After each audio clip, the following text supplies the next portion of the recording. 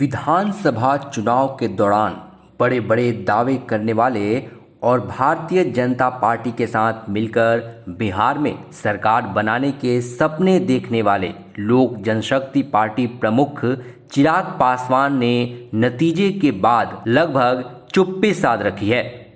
अब खुलकर नहीं, संभल कर और बचकर बोल रहे हैं।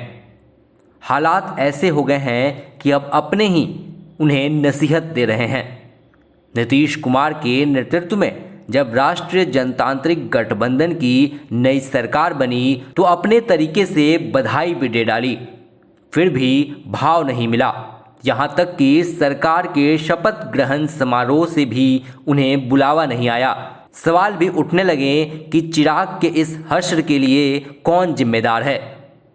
कहा जाता है कि चिराग अपने दल में किसी पर सर्वाधिक भरोसा करते हैं तो वो है उनके करीबी मित्र सौरभ पांडे।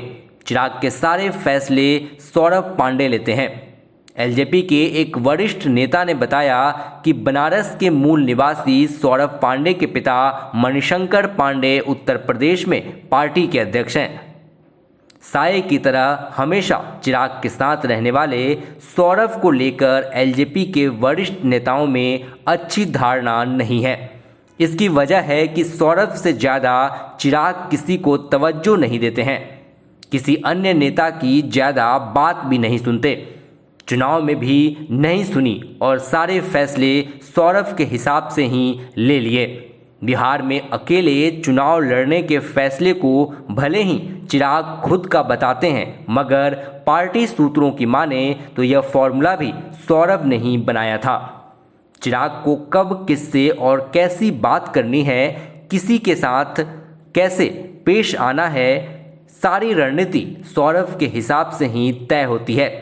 इसके लिए कभी कभी पार्टी प्रवक्ता अशरफ अंसारी की मदद ले ली जाती है।